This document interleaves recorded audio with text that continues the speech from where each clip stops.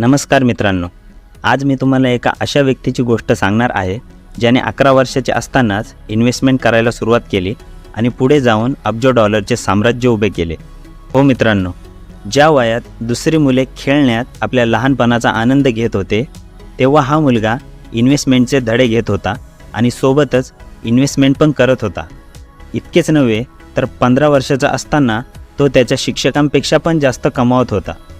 कदाचित आत्तापर्यंत तुम्ही ओळखले असेल की मी कोणाबद्दल बोलत आहे ते। तर मित्रांनो, मी इन्व्हेस्टमेंटचे गुरु आणि शेअर मार्केटचे किंग तसेच जगातील श्रीमंत व्यक्तींमध्ये गणले जाणारे वॉरन बफेट यांच्याबद्दल बोलत आहे। चला तर जाणून घेऊया त्यांनी एवढे मोठे साम्राज्य कसे काय उभे केले। मित्रांनो, वॉरन बफेट यांचा जन्म अमेरिकेत 30 ऑगस्ट 1930ला झाला। त्यांच्या वडिलांचे नाव हॉवर्ड बफेट होते। ते शेअर मार्केटमधील व्यापारी होते। वॉरन बफेट यांना बिझनेस आणि इन्व्हेस्टमेंटची आवड लहानपणापासूनच होती। ते जेव्हा 11 वर्षाचे होते तेव्हा ते घरोघरी जाऊन वर्तमानपत्र वाटणे, कोको कोलाची बाटली विकणे, चिंगम विकणे ही अशी कामे करत होते, कारण त्यांच्या खर्चासाठी पैसे येत राहावे। यानंतर ते त्यांच्या आजोबांच्या किराणा दुकानावरती पैसे कमावण्यासाठी गोल्फ बॉल विकणे, स्टॅम्प विकणे ही अशी कामे करत होते। मित्रांनो, तुम्हाला ऐकून आश्चर्य वाटेल की फक्त 13 वर्षाचे असताना त्यांनी त्यांचा पहिला इन्कम टॅक्स भरला होता। इतक्या कमी वयात इन्व्हेस्टमेंट सुरू केल्यानंतर पण त्यांना नेहमी या गोष्टीचा खेद वाटत असे की त्यांनी पैसे कमवायला खूप उशिरा सुरुवात केली। 15 वर्षाचे असताना त्यांनी त्यांच्या हायस्कूलच्या मित्रासोबत एका सलूनच्या दुकानात पिनबॉलची मशीन लावून बऱ्यापैकी पैसे कमावले।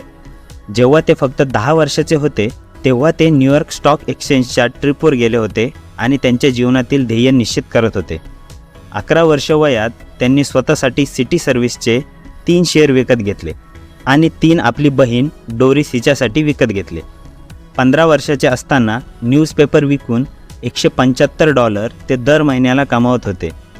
जेव्हा ते हायस्कूलमध्ये होते तेव्हा त्यांनी त्यांच्या वडिलांच्या व्यापारात गुंतवणूक करून त्या पैशातून 40 एकर जमीन विकत घेतली होती। त्यांनी ही जमीन $1200 या आपल्या बचतीच्या पैशातून विकत घेतली होती। तेव्हा ते फक्त 14 वर्षाचे होते। त्यांचे कॉलेज संपेपर्यंत त्यांनी त्यांच्या बचतीतून $90,000 कमावले होते। जेव्हा ते 20 वर्षाचे झाले तेव्हा त्यांनी कोलंबिया बिझनेस स्कूलमध्ये प्रवेश घेतला। तिथे त्यांनी बेंजामिन ग्रॅम यांच्याकडून शेअर मार्केटमधील गुंतवणुकीचे धडे घेतले। 1951मध्ये डिग्री मिळाल्यानंतर ते आपल्या फ्युचरचा विचार करू लागले। त्यांची इच्छा होती की त्यांनी बेंजामिन ग्रामसोबत काम करावे, पण बेंजामिन ग्राम यांनी त्यांचा हा प्रस्ताव स्वीकारला नाही। त्यानंतर त्यांनी त्यांच्या वडिलांसोबत बफेट अँड फाल्क या कंपनीत 3 वर्ष एक सेल्समॅन म्हणून काम केले। बेंजामिन ग्राम यांच्यासोबत काम करण्याची त्यांची खूप तीव्र इच्छा होती आणि त्यांच्या खूप प्रयत्नानंतर बेंजामिन ग्राम यांनी त्यांच्या कंपनीमध्ये त्यांना सिक्युरिटी ॲनालिसिस म्हणून वार्षिक $12,000 पगाराचा प्रस्ताव दिला। वॉरन बफेट यांनी 2 वर्षे त्यांच्यासोबत काम केले, त्यांच्याकडून बिझनेसचे धडे घेतले। 1957मध्ये $31,500 मध्ये त्यांनी त्यांचे पहिले 5 बेडरूमचे घर विकत घेतले, जिथे ते आजही राहतात। यानंतर त्यांनी परत कधीच मागे वळून पाहिले नाही आणि वर्षाला आपली इन्कम 30% वाढवली। 1962मध्ये वॉरन बफेट यांनी बर्कशायर हाथवेमध्ये इन्व्हेस्ट करायला सुरुवात केली। त्या कंपनीची अवस्था खूप खराब असतानासुद्धा त्यावेळी सर्वांनी त्यांच्या या इन्व्हेस्टमेंटला त्यांची सर्वात मोठी चूक असे सांगितले, पण त्यांनी कोणाचेही न ऐकता 49% भागीदारी $8 प्रति शेअरपेक्षा कमी किमतीला विकत घेतली आणि 1962 पासून ते 1980 दरम्यान तोच शेअर $8 पासून वाढून $800 पर्यंत वाढला आणि त्यानंतरच्या काळात तर हा शेअर हजारोच्या पुढे गेला। मित्रांनो, वॉरन बफेट यांना 21व्या शतकातील सर्वात मोठे दानशूर म्हणून ओळखले जाते। 2006मध्ये त्यांनी त्यांच्या संपत्तीचा 1600 अरब एवढा भाग दान केला। मित्रांनो, मला आशा आहे की ही व्हिडिओ तुम्हाला चांगली वाटली असेल। तुमचे मत आणि सल्ले मला कमेंटमध्ये नक्की सांगा।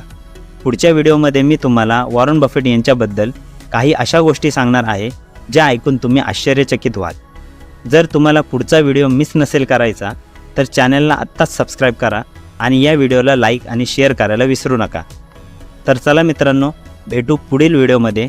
तोपर्यंत काळजी घ्या, कारण मित्रांनो तुम्ही खूप महत्त्वपूर्ण आहात। वाचत राहा, शिकत राहा, असेच पुढे जात राहा। Thanks for watching. नमस्कार.